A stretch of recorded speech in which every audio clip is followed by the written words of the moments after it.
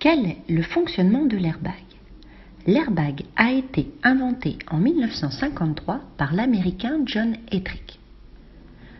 Dans les véhicules modernes, les airbags sont situés à plusieurs endroits, en particulier sur le volant. L'airbag vient en complément de la ceinture de sécurité. Il sauve des vies. Un airbag est un sac qui se remplit de gaz pour amortir les chocs en cas d'accident. Entre le moment du choc et le gonflage total de l'airbag, il ne s'écoule pas plus de 100 millisecondes. Le gaz produit par un processus purement chimique doit être inerte, c'est-à-dire il ne doit être ni toxique, ni un combustible, ni un comburant, d'où le choix porté sur le diazote de formule N2. Lors d'un choc violent, grâce à une série de capteurs, un signal électrique est envoyé à un détonateur dans un générateur de gaz relié au coussin gonflable. Ce générateur de gaz contient des pastilles solides où sont mélangées de l'azoture de sodium de formule NaN3, du nitrate de potassium de formule KNO3 et de la silice de formule SiO2.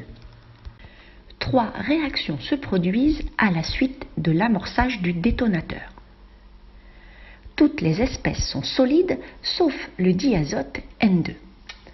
Lors de la transformation chimique initiale 1, l'azoture de sodium se décompose très rapidement et libère une quantité suffisante de gaz diazote pour déployer l'airbag en cas de choc.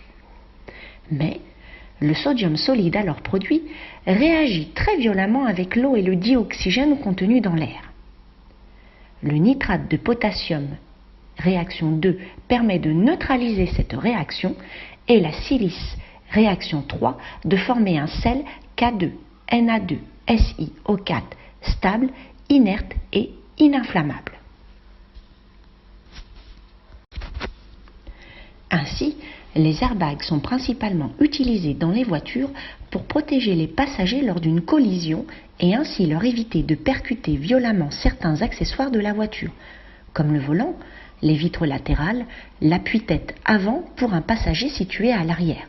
Mais il ne faut pas oublier que leur efficacité optimale est obtenue dans leur association avec une ceinture de sécurité.